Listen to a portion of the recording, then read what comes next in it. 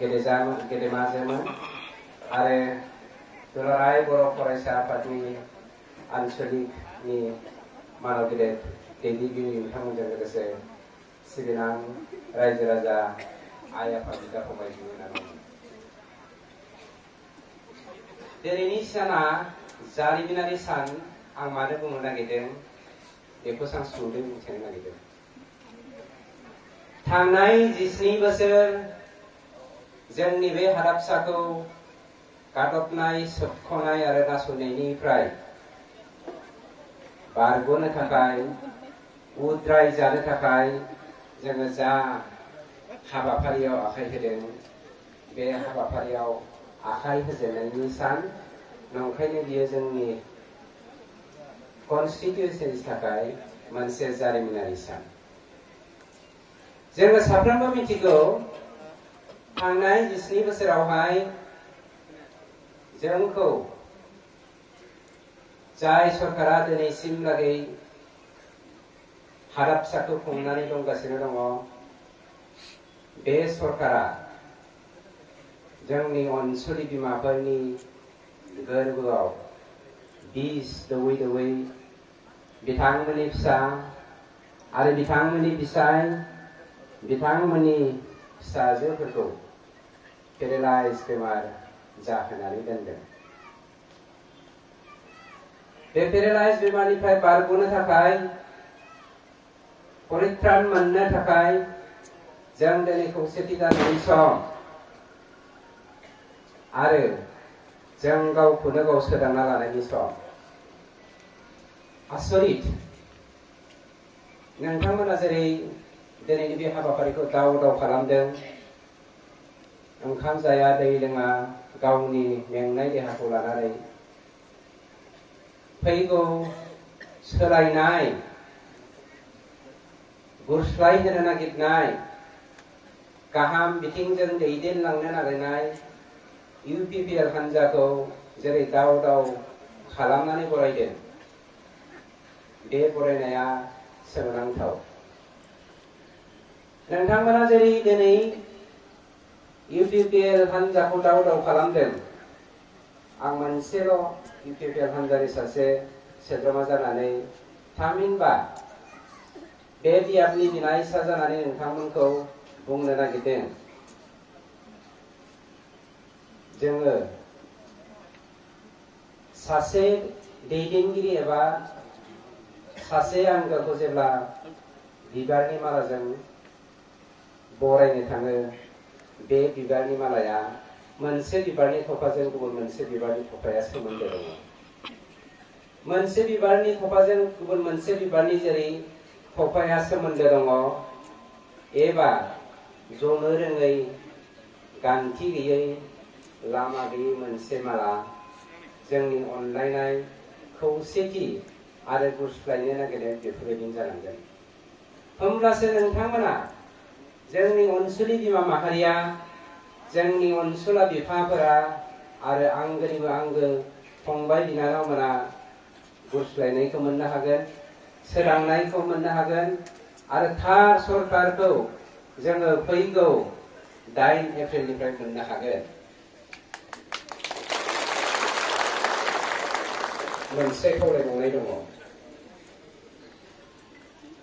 थांनाय 17 बोसोराव सोर मा मावदों सोर मा मावाखै बेखौ जोङो सोंखारिनो थाङाखै नाथाय बेखौसो सोंखारिनो थांदों जाय बिथांमोना गावनि खामफ्लायखौ सेजानो गिदों जाय बिथांमोना गाम्बारि खामफ्लायनि बेसेनखौ सिनायनो रोङा जाय बिथांमोना समायना रमायना बिबारजों बुंफबनाय बर'नि आंगो सिथ्लाखौ हाब्रुजों बुंफबहोनो नागिरो बे बिथांमोना गाम्बारि दंफांनि खामफ्लायाव जिरायनो मालाबाबो मोन्थाय गैया। जोङो मोनथिगौ गंसे खामफ्लायखौ दाननो थाखाय गोबां समनि गोनांथि दङ आरो बे खामफ्लायनि बेसेना जोंनि बर'नि धोरोमाव ओरैबायदि बेसेन गोसा बेजों जोंनि धोरोमखान्थि समाजखान्थि एबा रीति रीतिहा सोमोन्दो दङ।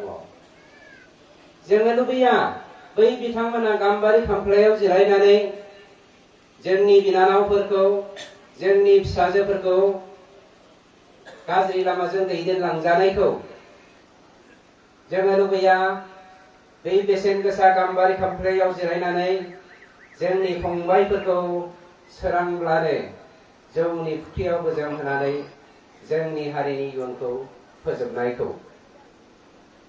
শ্ৰদ্ধেয় ৰাইজ, মই ইউপিপিএলৰ এজন ক্ষুদ্ৰ সদস্য হৈ পেলাই এইখিনি অনুৰোধ কৰিব বিচাৰিছো।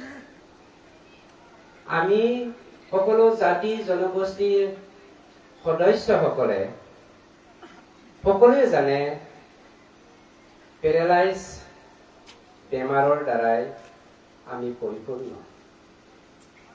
আমি কেনেকৈ পৰিত্ৰাণ পাম? যদি আমি পেৰালাইজ বেমাৰৰ পৰা পৰিত্ৰাণ পাম বা পাব বিচাৰে, আমি সকলোৱে নিজে নিজে পৰিৱৰ্তনটো বিচাৰিব লাগিব। মই ব্যক্তি হিচাপে যদি পৰিৱৰ্তন নিজেই নহওঁ, আনক পৰিৱৰ্তন কৰিব নোৱাৰে। আপোনালোক সকলোৱে জানে, অৰ্থাৎ আমি সকলোৱে জানে আমাক যোৱা 17 বছৰে যি ভাইসকলে এই এৰিয়াটো ৰাজত্ব কৰি আছিল, সেই এৰিয়াত মদৰ নৈ বোৱাই দিছিল। আমাৰ ডেকা গাভৰুসকলক, আমাৰ মাতৃসকলক, আমাৰ পিতৃসকলক তেওঁলোকে মদৰ পুখুৰীত অৰ্থাৎ মদৰ নদীত গা ধুৱাই আমাৰ ভৱিষ্যত অন্ধকাৰলৈ লৈ গৈছিল। কিন্তু আজি আমাৰ সকলো জাতি জনগোষ্ঠীৰ ভাই ভণ্টিসকলে, মা দেউতাসকলে বুজি পাইছে আমাক পৰিৱৰ্তনৰ প্ৰয়োজন হৈছে। আমাক এনেকুৱা পৰিৱৰ্তন আমি বিচাৰিছো যাৰ দ্বাৰা আমাৰ জীৱনৰ পৰিত্ৰাণটো আমি বিচাৰিছো, যাৰ দ্বাৰা আমি আমাৰ ভৱিষ্যত বিচাৰিছো, যাৰ দ্বাৰা আমি আমাৰ নিজৰ চিনাকি, আমাৰ নিজৰ শিক্ষা, আমাৰ নিজৰ অৰ্থনীতি সকলো পৃথিৱীত থকা অন্য অন্য জাতি জনগোষ্ঠীৰ লগত যেন খাপ খাই আগবাঢ়িব পাৰো, তেনেকুৱা পৰিৱৰ্তনটো আমি বিচাৰিছো। सिगां रायजो राजा बिथांमोन, आं मोनफ्रोमबो बिथिङावनो खावलायबोदों नोंथांमोननि सासे दुखुथिया फिसा महरै दिनैबो नुदों बिमा माहारिनि बाहागोआ जोंनि हौवा माहारिनिख्रुइ गोजौसिन बिथायाव दावखोनायखौ। जोङो बिमाफोरखौ मान होनो रोंनांगोन। आं जुदि बुङो आंनि आइखौनो जोंनि बुरि होननानै, आं जुदि होनो आंनि आफाखौनो बोराय होननानै, 45 बोसोरनि सासे हिनजावखौबो आंनि गोसोआ जुदि बिबाजैल' लिंनो नागिरोब्ला जोंनि समाज बेबस्थाया मा जागोन? फंबाय बिनानाव, रायजो राजा, आइ आफा, बिदा फंबाय बिनानावमोन, गुरैयै खावलायनाय थादों जों राजखान्थिखौ लानानै राजखान्थि गेलेनो नागिराखै। समाजखान्थिनि जौगानाय, समाजखान्थिनि सोलोंथाइ बिथिं, समाजखान्थिनि जोंनि धोरोम नीति नीति बेफोरखौ लानानैसो जोङो राजखान्थि गेलेदों। थामहिनबा जोंनि राजखान्थि गेलेनाया जों बेफोरखौ माबोरै जौगाहोगोन? जोंनि समाजखौ गाफ्लेनानै दोननो नागिरनाय बै राजखान्थिगिरिफोर, जाय राजखान्थिगिरिफोरा राजखान्थिनि मुङाव मैहुर खालामनो नागिरो, जाय राजखान्थिगिरिफोरा गावनि स्पिखौल' नायनानै जोंनि समाजनि माखासे उन्दै उन्दै दुखिया न'खरफोरखौ गाख्रेबनो नागिरो, बै राजखान्थिफोरखौ जोङो सोंखारिनि, बै राजखान्थिफोरनि बेरेखायै जों गसंनि, जों बिसोरनो खाबु होआ। थांनाय 27 बोसोर जोङो बहुत नायबोबाय गोबां सैसोबोबाय खदै मन'ना थाबोबाय गावजों गावनो बायदिसिना मुं सुनानै बिथांमोना राजखान्थि गेलेबोबाय जोङो बे खाबुखौ होनो नांलिया आरो जों होखालिया फैगौ 4 एप्रिल खालि जोङो बिथांमोननो देखायगोन जोंनि हारिया जोंनि हालामनि गासैबो जाति जनगोष्ठीया सोलायनायखौ नागिरदों आरो मोनसे गोथार आखुजों बुंफबनाय गासैबो फिसाफोरा खौसे जानानै मोनसे गोदान आरो मोजां सरकार दानो थांदों। नंखायनो जोंनि ओनसोलनि बिमा माहारि नोंथांमोना गाव गावनि फिसाफोरखौ मालाबाबो खाबु दाहो जौनि फुख्रियाव गोजोमनो नोंथांमोना गाव गावनि फिसाखौ मालाबाबो खाबु दाहो गोरलैयैनो मोननाय रांजों दावगालांनो एबा बिदि मैहुर खालामनो जों इन्डास्ट्रियास जानांगोन। जोङो दिनै बिटिआर मोनदों गोबाङा होनदों बिटिआरआ जेबो गैया बे बिटिसि बायदि मोननैबो पइन्ट बुंगोन आङो जाय बिथांमोना थांनाय 27 जानुवारियावहाय मोनबा हानजाया एकर्ड खालामनानै बिटिआरखौ लाबोदों बिथांमोननि जानानै आं बिथांमोनखौ चेलेन्ज खालामो थांनाय 2003 मायथाइयाव नोंथांमोननि एबा जोंनि बर'नि जा नैथि बर' सुक्ति जादोंमोन बेनि गेजेरजों जाय बिथांमोना सुक्ति खालामनानै 17 बोसोर राजत्व खालामदों बिथांमोना मालाबा फिसा टुपि गोजा गाननाय मानसिखौबो ट्रेन्सफार खालामफोरनो हादों ने मालाबाबो हायाखै। नाथाय दिनै बिटिआर सुक्तिनि गेजेरजों जोङो सासे एसपिआ जोंनि बेरेखायै गसंनो नागिरदोंबा समाजखान्थिनि जौगानायनि बेरेखायै गसंनो नागिरदोंबा जों बेखौ गोसो बायदि नाखि सुनानै बोथिंनो हायो। आरो मोनसे खोथाखौ बुंनो नागिरबावदों जाय बिटिसिनि दैदेनगिरिफोरा खुंथायगिरिफोरा डिसिनि सिङाव थानाङो बिटिएडि एकर्डनि गेजेरजोंबाबो नाथाय बिटिआर एकर्डनि गेजेरजों जोङो बै डिसिआ गावनि गोसो बायदि मावनो हायैनि मोन्थायखौ जों लानानै फैनो हादों। आरो मोनसे सोमोनांथाव बुस्थुखौ आं बिथांमोनाव सोंनो नागिरदों थांनाय 27 बोसोराव नोंथांमोना मालाबा रोजा रोजा जोंनि लाइमोन जोहोलाव जोहोलावजोफोरनो साख्रि हरदोंना हायानो बिथांमोना साख्रि होनो जायनि जाहोनाव दुखुनांथाव जोंनि एक्स-बिएलटिनि गथ'फोरा जौनि बोथोरजों गोजोमनानै थानांदों रां गैयिनि दाहायाव साख्रि गैयिनि दाहायाव गावनि फिसाखौ मोजाङै जाहोनो फोरोंनो हायैनि जाहोनाव। नाथाय बिटिआर सुक्तिनि गेजेरजों जोङो मोनसे ओरैबायदि मोजां बुस्थु मोनबोदों आं बै खुंथायगिरिफोरनो बुंनो नागिरदों दिनै जोंनि एकर्डनि दफा बायदियै जोङो 2nd grade 3rd grade 4th grade first create खालामनानै बोसोरबानि गेजेरावहाय जुदि जोङो पावाराव फैयोब्ला 50,000 पस्ट क्रिएट खालामनानै लाइमोन जोहोलाव जोहोलावजोफोरनो साख्रि होनो थांखि लादों। जाय 2nd grade 3rd grade 4th grade पस्टखौ क्रिएट खालामनानै साख्रि होनो हायो बे मोनथाया इउनियन टेरिटरियाल' दङ बेफोरबायदि काउन्सिलाव बा रिजनाव गैया। बेखौ दिनै जोङो भारत सरकार आरो आसाम सरकारजों एकर्ड खालामनानै लाबोनायनि दारै मोननो हादों। आरो ओरैबायदि मोननो हादों बेखौ सोमोनांनानैनो बेखौ दोनखोमानो थांनानैनो जोंनि अनसुलि बिनानाव अनसुला फंबायफोरखौ जौनि फुख्रियाव गाज्रि लामाजों दैदेननायाव हाबावगोननि मिजिं थिनानै थगायनो नागिरनानै बिटिआरआ जेबो गैयालै होननानै जोंखौ जोंनि सिगाङाव बुंथिलाबायदों। जोंनि अनसुलि बिमा माहारि अनसुला बिफा माहारि जों गावनो कनसियास जानायनि सम फैयो। मोनसे बाथ्राखौ आं नोंथांमोननो बुंथिनो मोनबा खोब खुसि जादों। आं बुंबाय थानो गोसो गैयामोन, नाथाय बुंनो गोनां जादों।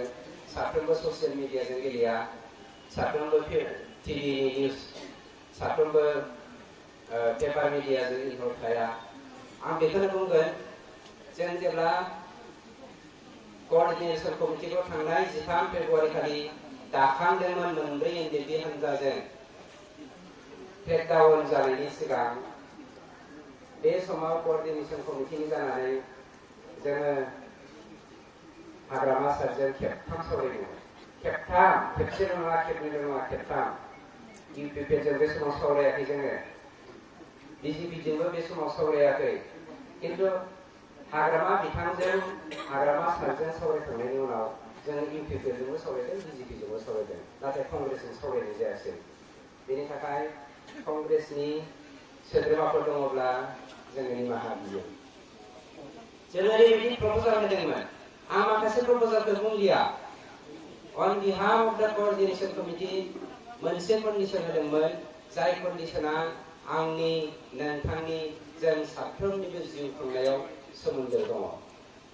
जों होनदोंमोन, सार, नोंथांजों जों जुदि क'अर्डिनेशन कमिटिया एलायन्स खालामनानै सरकार दायोब्ला जोंहा मोनसे मिजिं दङ। थांनाय 34 बोसोराव एनडिएफबिनि मुङाव मानसि सिथारजानाय एबा मुंख्लं जानांनाय, बिमा माहारिया जिनाहारि जानांनाय, रान्दि हावरिया मावरिया नखरफोर, गावनानै खाना खुजा लेंग्रा जानांनाय बिथांमोननि थाखाय जोङो स्पेसियेलि 15,000 पस्ट क्रिएट खालामनानै एज पार देयर नर्म्स, बिथांमोननि नर्म्स बायदियै ग्रेजुवेटआ ग्रेजुवेटनि साख्रि मोननाय, मेट्रिकुलेटआ मेट्रिकुलेटनि साख्रि मोननाय, गाराङाव गारां रोङैयाबो गाराङाव गारां रोङैनि साख्रि थानाय खथायाव इन्टारभिउ होआलासिनो, पास फैसाबो थाखा होनाङालासिनो बे साहा ओनसोलनि मानसिफोरखौ, जायफ्रा थांनाय 34 बोसोराव गादब जानानै दङ, सोबख' जानानै दङ, नासय जानानै दङ, बिथांमोननो जोङो साख्रि होनो होननानै मिजिंथियो। नोंथांजों एलायन्स गभर्नमेन्ट जायोब्ला नोंथाङा होनो हागोन ना हाया होननाया नोंथाङा मा होनदों? थै, आं डिएलसिनि गथ'फोरखौनो दाबो साख्रि होनो हायाखै, नोंथाङा बेखौ बोरै होनो? दुखुनांथाव। हाखाया, बिथांमोननि दिनावहाय साख्रि होनोनो हाया। जाय साख्रि फैदों बियो गासिबो आसाम गभर्नमेन्टनि खथा गोजाखा। सोरबा सोरबाया 4th ग्रेडआव दङ, बेबो दिनैसिम मास्टार ओरैनो दङ। नाथाय जोंनि जा एकर्डनि दफा, बे दफा बायदियै जोङो थांनाय मोनसे जथुमायाव जोंनि आफादगिरि बिथां प्रमद बर' सारा होनदों, जोङो 50,000 पस्ट क्रिएट खालामनानै 5 बोसोरनि गेजेरावहाय लाइमोन जोहोलाव जोहोलावजोफोरनो साख्रि होगोन। जाय जोहोलाव जोहोलावजोफोरा जों पावाराव फैनायनि उननिफ्रायनो मुम्बाइ, केरेला बायदिसिनायाव हाजिरा मावनो थांनो गोनां जायाखै। जाय कन्डिशनखौ जोङो क'अर्डिनेशन कमिटिनि जानानै हाग्रामा सारनो होदोंमोन, गनायलाय आंनि गोसोआ गाबखांनाय फैदोंमोन। नाथाय हैदिनखालिनो आंनिनो सासे लोगो, जोंनि आगुनि आफादनि आफादगिरि बि सावरायग्राया होनदोंमोन, एग्रिमेन्ट खालामनोसैब्ला हाग्रामा माबाजोंनो बिपिएफजोंनो फैसा दंलै बिसिना, बिसोर नङाबा जों बोरै दावगालांनो हानो? नै दा दिल्लीयावबो बिसोरसो जोंखौ ओंखाम जाहोगासिनो दं। आं कुइसन खालामदों, थांनाय 34 बोसोर जोंनि अनसुलि बिमामोना गावसोरनि खबसे ओंखामखौ खबथाम खालामनानै जाहोबोदों, फिसिबोदों। बिनि बेसरखौ बावगारनानै सानथामसोल' ओंखाम जाहोनाय बिपिएफ सरकारजोंनो गावखौ माबोरै सेक्रिफाइस सारेन्डार खालामहैदों? जोंथ' सारेन्डार खालामनो हाया, जोंथ' जोंनि बिमानि आहारनि बेसेनखौ फाननो हाया, जोङो जोंनि अनसुलि बिमाफोरावनो बन्दक दोननो हाया, जोङो जोंनि मुंख्लंनि बेसेनखौ मालाबाबो संहार खालामनो हाया। सोर मा सानो सानथों, गावबा गाव थांथों, नाथाय आं सैथोयै थागोन होननानै दिनै बिपिएफआव जों जयेन जादों। UPPLआव जइन जानायनि मोनसे गोनांथार थांखिया जादों आं पार्सनेलि आं कुइसन खालामदोंमोन UPPLनि दैदेनगिरि बिथांमोननिसिमबो नोंथांमोना जाय कन्डिशनखौ जों BPFनो होदों खेबथाम बिथांमोना डिनाय खालामदों बे कन्डिशनखौ मा होनो दुलाराय बर' फरायसा आफादनि आफादगिरि नेहाथारि सेन्ट्रेलनि आरो जोंनि UPPनि दैदेनगिरिफ्रा होनदों ओइ नोंथाङा माने 15,000 बिदोंब्रा 50,000नि बांसिन जोङो पस्ट क्रिएट खालामनो हायोथ' 50,000नि बांसिन गथ'खौ जों साख्रि होनो हायोथ' होनदों आं होनदों नाङा 50,000 जोंनो नाङा 1 लाख जोंनो नाङा 15,000ल' पस्टखौ क्रिएट खालामनानै जोंनि बे हावरिया मावरिया दुखुथिया मानसिफोरनो थाखाय उइदाउट इन्टारभिउ साख्रि होनांगोन नङाब्ला आं नोंथांमोननि हान्जाजों बाहागो लानो हाया बिथांमोना जागोन होनदों साहा ओनसोलनि बे गाख्रेब जानाय मानसिफोरनो उइदाउट इन्टारभिउ उइदाउट घुस आं आसामिसखौ होनबाय माने जाख्ल'आलासिनो फैसा जायालासिनो साख्रि होगोन होननानै बाथ्रा होदों आरो बेनि अनगाबो 50,000 गुबुन पस्टफोरखौ गुबुन साख्रिफोरखौ जायफ्रा इन्टारभिउ होनानै मोनगोन बिथांमोनाबो गरसेबो रां होनाङालासिनो मोननो हागोन होननानै आंनो बाथ्रा होनायखाय आं UPPLआव जइन जादों आं गावनो सोबख'जानाय गादबजानाय आरो नासयजानाय बेफोर सोरनिबा नासयजानाय गादबजानायखौ मालाबाबो सहायनो हाया आं गोरिब खबसे सानसे जानानै सानथाम लानो हागौ नाथाय आंनि जा बिमा माहारिखौ अननाय सिबिनाय आंनि जा हारिनि इयुनखौ नोजोर बोनानै मावनाय दांनाय बियो मालाबाबो सोरनिबा खाथियाव फेव मानिनाय नङा नंखायनो जाय बिथांमोना दिनै गुबुन गुबुन राजखान्थि हान्जायाव थांनानै UPPLआव जइन जानाय जोंनि सोद्रोमाफोरखौ बखिदों आं बिथांमोनखौ मोनसेल' बुंदों नोंथांमोना बै जुवानि दिंग्रियाव हाबनानै फिदिंजानाय जुवानि बेगरफोर बायदि फिदिंजायालासिनो दाबो ओंखारबोफिन आरो जोंनि UPPL पार्टियाव हाबनानै बर' बिमाखौ बर' हादोरखौ जोंनि बे हालामाव थानाय गुबुन गुबुन जाथि जनगोष्ठीखौ सिबिनो थाखाय ओंखारबो जों नोंथांमोनखौ दाबो मस्ट वेलकाम खालामो जोबनायाव आंनि सिबिनाय आरो खुलुमनायखौ खेबसे हरबावनानै बे सुंद' बिबुंथिखौ बेखिनियाव फोजोबनाय जाबाय गोजोन्थों